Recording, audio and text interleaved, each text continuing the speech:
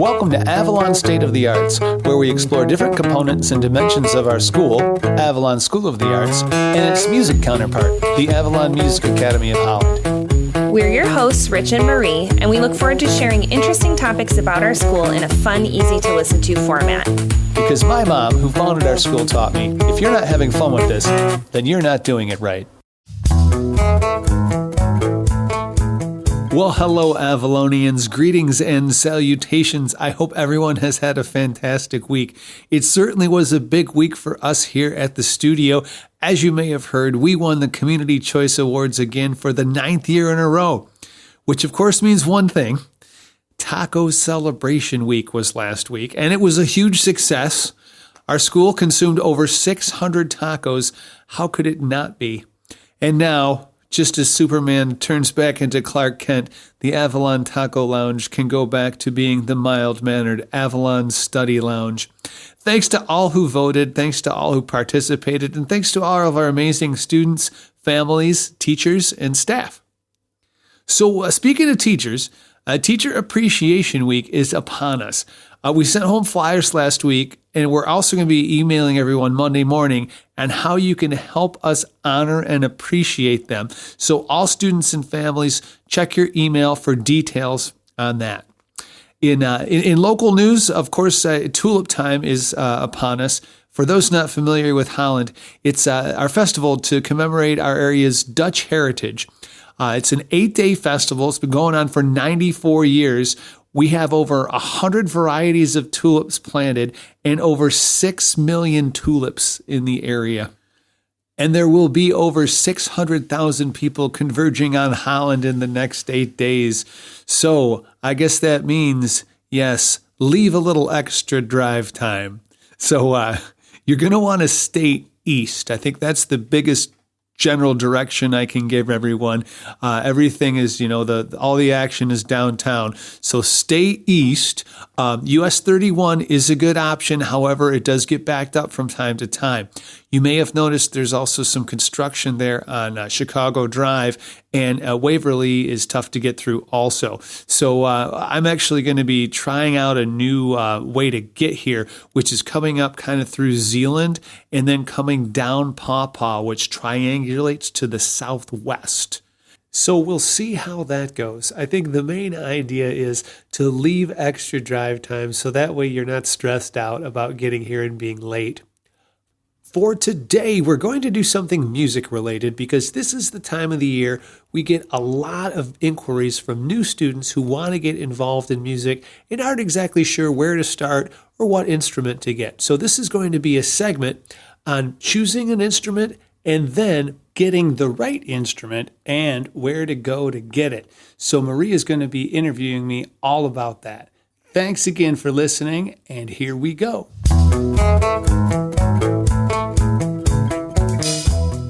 Hello, Marie. Hi, Rich. How are you doing? I'm doing fabulous today. How are you doing? I am doing spectacular. I've had a wonderful day, and I'm ready to jump right in here, start talking about choosing an instrument, where to get that instrument, all that kind of stuff. All right. Well, let's go ahead and get started then.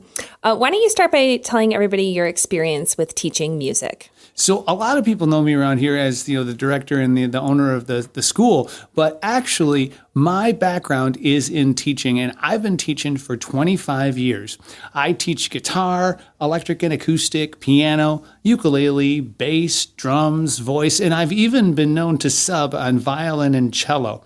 So I was thinking back to my history, and I would say I averaged about 50 students a week in those 25 years, and that's about, 65,000 lessons. Oh my gosh. Yeah. I've never thought to tally it up before.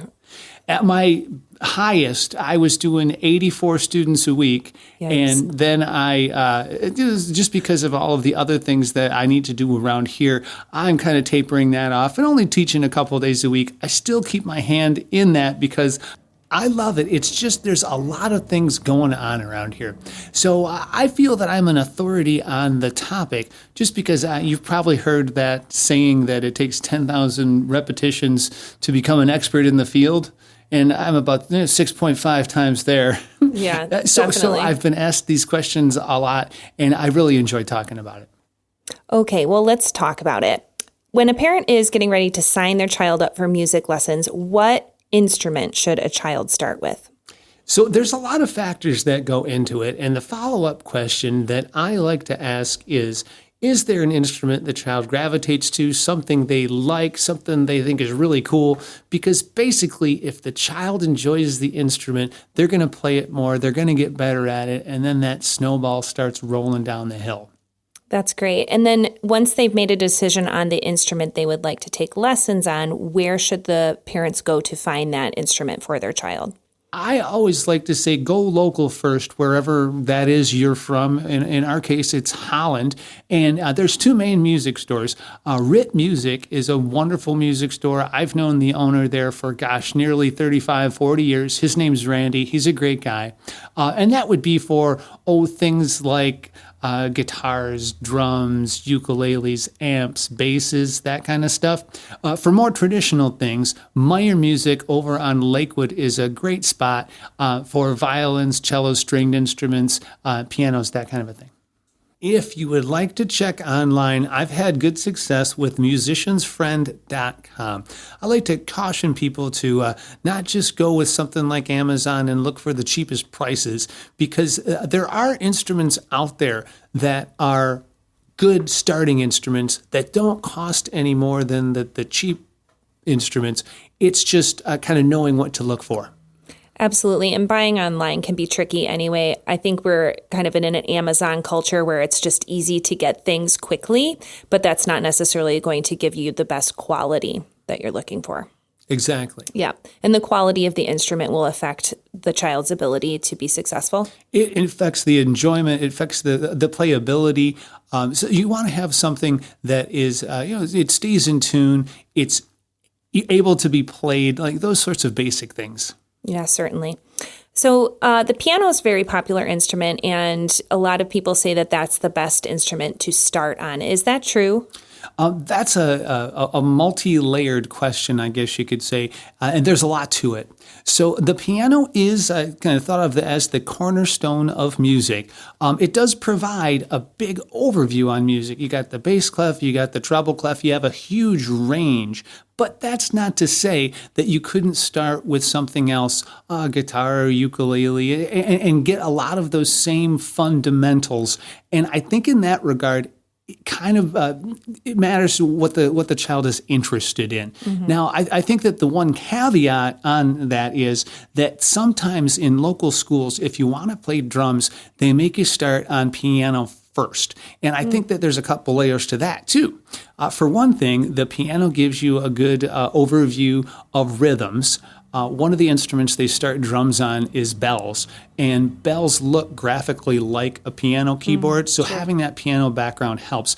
And then I think probably the third layer of that is they kind of want to sift through the kids that just want to bang on things. But I guess the thing is, if you just want to bang on things, we can start you off on drums right away. Absolutely.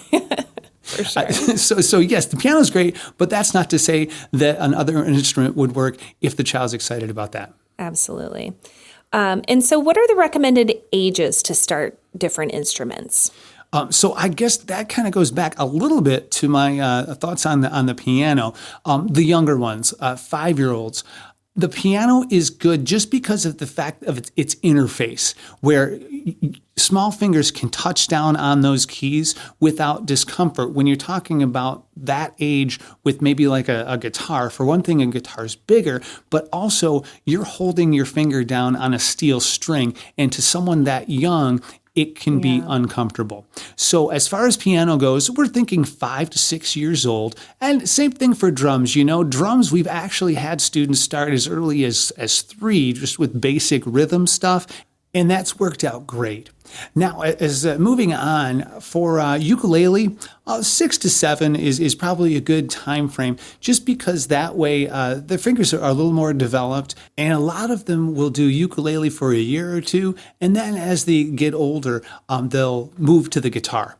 So the ukulele, besides being a good young child stringed instrument, it provides a good springboard for the guitar, because the strings aren't tuned to the same notes, but the distances between them R, if that makes sense. Basically, if you play a G chord on the ukulele, it's going to be a D chord on the guitar. So it's an easy pivot to guitar. And with guitar, we're talking probably about 7 or 8 years of age, just because it's physically a bigger instrument. There's 6 strings. It's more to keep track of. As far as other strings, violin and cello, usually for violin, we're talking about 7-year-olds. And for cello, just because it's a bigger instrument, like 8 or 9. The other instrument of note here, too, is electric bass. They do make smaller basses, so 8 is a good frame of reference. Now, of course, every child is a little bit different. So this is something where, you can always give me a call and, bring in your child for a consultation, and I can get a feel for it. I think the last thing I like to throw in with this, too, is voice lessons. We get a lot of calls about voice lessons, and we always start at 7 and up. And the reason for that is that kids' voice boxes are more developed, so they can have a bigger range, and there's no risk of hurting their voice. Oh, that's a good point. Yeah, that's interesting. So if a child starts on one instrument, can they change their instrument or add a different one? We have a lot of students who change just because all these instruments kind of feed into one another. And I think even in my history, my mom started me out on piano when I was 5, and I stayed with that and still do play. Right around age 13, the lure of the guitar got to me. So it was easy for me to switch to the guitar because I had that piano background. I really knew a bigger overview about music, and the transition was a lot easier. So yes, we do have a lot of students that change instruments from time to time, and adding in another one is always an option. This is especially true, like I was saying, from piano to guitar and guitar to piano. Also to singers. I always encourage singers to play an instrument just because that way, for one thing, they can accompany themselves, but also too, it's really important in able to get the intonation with your voice to be able to play like a concrete note. And if you can play a melody on an instrument and then match the pitches with your voice, that's a great way to learn melodies correctly. Okay, let's talk a little more specifically about the exact instruments that we need to be investing in. For pianos, is it better to get a quote-unquote real piano, or is it okay to get an electric keyboard? There's a lot of interesting stuff to talk about there. Now, of course, a real piano is going to be a real piano. It's going to sound like a real piano. A real piano is a commitment. Yeah. As far as if you don't have one, and for a few reasons. For one thing, it's a big piece of furniture. It's going to be furniture in your house. Yes, exactly. And and because of that, you can usually get a pretty good deal on a piano if you check someplace used like Craigslist or Facebook Marketplace. Yeah, exactly. The thing is, you want to be careful because you want to make sure that everything is working on the piano correctly. There's a lot of moving parts on the piano, so it is a great option. Just know that it's a big commitment. Absolutely. The other direction that people can take is electronic keyboards. And so with electronic keyboards, you're given the flexibility that it's smaller. You can move it from room to room. You can plug it in headphones. So there's a lot of good points about electronic keyboards, and they have come a long way. The ones that we have a lot of students using are called the Alesis Recital. Look for an Alesis Recital, and there's a few things about it that I like. For one thing, it's the keyboard size of a real piano.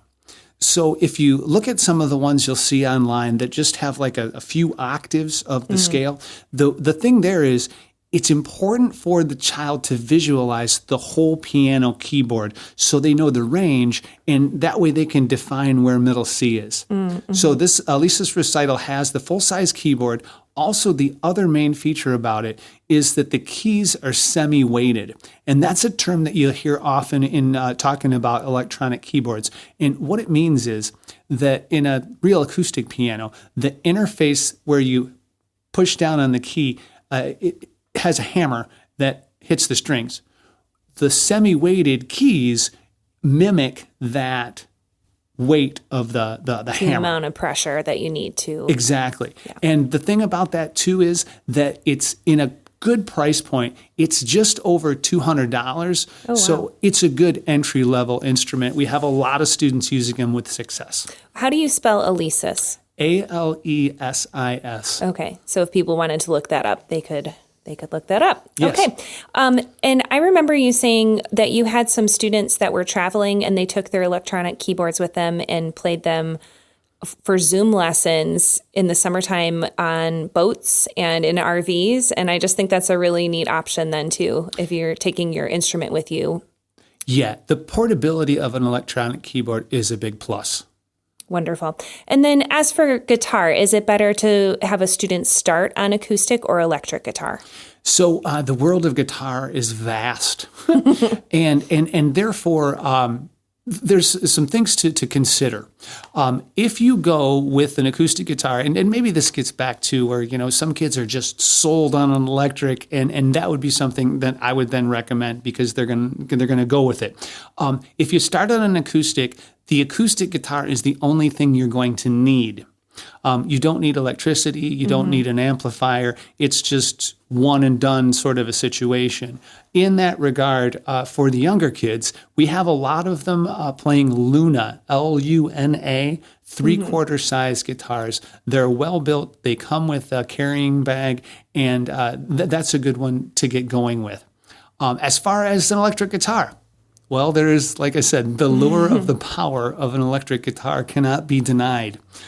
For younger students, the smaller 3/4 size Fender Squier guitars are great. And then I would recommend a modeling amplifier. Great. And so is that more expensive to go with the electric guitar and the amp than it is to get one of the Luna guitars? Yeah, you need more components. So the thing about the modeling amplifier that I like is back in my day, in the 80s when I started playing guitar, we didn't have all the technology that was so amazing that we have now. And what a modeling amp does is it can mimic the sound of a whole bunch of different amplifiers. So you can get a clean guitar sound, you can get a dirty, distorted guitar sound, you can get everything in between, plus all the crazy effects in one little box amplifier. Fun. That's great. So what is the difference between a ukulele and a guitar? A ukulele is smaller. It has 4 strings, whereas a guitar has 6 strings. Now, also the thing about the ukulele is that the strings are nylon, so they're easier to hold down. Now, when I was talking about guitars, there's a myriad of options. With the ukulele, there's one that I think does a really good job at a really good price point, and that's the Luna, Luna, Concert Tribal Ukulele. It's got a cool graphic on it too. It comes with a little case. The thing that's the most important thing about the ukulele, besides its playability, are the tuners. Because a ukulele has such a small, short scale length that when it goes out of tune, it goes out of tune further. And that can be frustrating for a new student because then it won't sound like it's supposed to, but they don't have the vernacular to understand why or how. Right. So the Luna ukulele is 100%. So those less expensive ukuleles are more likely also to go out of tune, right? Because they're just not made in the same way that they're going to hold their tune. Yes, the Lunas are solidly built, and everybody who tries one is like, oh my gosh, this is just a really well-built, solid ukulele that stays in tune. Awesome. Great. And then if a child is starting drum lessons, would it be better to invest in an acoustic drum set or an electronic drum set? A lot of the conversation regarding that parallels what we talked about with the piano. An acoustic drum set is going to sound like, a real drum set. It feels like a real drum set. Some of the things you're talking about are rebound. When you hit a drum, the stick comes back. And they call that rebound. Also, too, the cymbals are metal, so they sound like cymbals. Obviously, the two concerns are going to be volume and space. So if you have an area to put it in, And you have an area where it can be loud. Now, there are muting systems that are possible, and we use muting systems here at the school with our acoustic drum kits. Then that's possible to tone it down a little bit, but you're still going to have volume there. With an electronic drum set, you do give up some of the feel. Now, electronic drum sets, just like keyboards, they have come a long way, and they do make mesh heads now where it mimics the rebound. The cymbals are going to be plastic, so they're going to feel a little bit different, but you do get a lot of the pluses that you do with electronic keyboards. You can plug in headphones, so they're silent basically. Oh, nice. They have MP3 inputs, so you can play along and mix in the CD of the song you're learning. They also have built-in metronomes, which is super important for a drummer too. Oh, that's really cool. I didn't know all that. And then for stringed instruments like violin or cello, what do you recommend? I would recommend that people around Holland here go to Meyer Music House because they can size you for the right instrument. They make smaller violins and smaller cellos. And another thing about Meyer is they have a really awesome rent-to-own program where you can, we know this from personal experience. Yeah, this was an awesome thing for us. You can rent an instrument. Our kids played cello, and so you can rent an instrument, and all the money that you pay towards the rental goes to a purchase. Yeah, and Jack was able to get a really wonderful instrument with all that we had invested. So it was just a solid investment, and we didn't have to shell out a large amount of money at once to buy his cello because we had already paid it over the years. So that was pretty neat. Exactly. So there's a lot of options with all of these things too, and I think that everybody's case is specific to them. And I'd encourage them to give me a call and get a plan and get some options going. You can reach me on the hotline, which is 616-834-0854. That's 616-834-0854. And I can help guide you through the process and make sure that you get a quality instrument that the student's going to enjoy playing. That's wonderful. That's great. Thanks for all this information, Rich. Thank you. I have had a wonderful time talking about it. We'll see you next week. See you next week. Avalon offers dance classes, music lessons, and theater classes 6 days a week. With over 40 teachers, we have something for kids and adults and everyone in between. You can reach the dance and theater department at avalonschoolofthearts.com and the music department at avalonmusicacademyofholland.com. Where dreams begin is in that magical space within. When your heart and your mind and your soul intertwine in wonder, that's where dreams begin.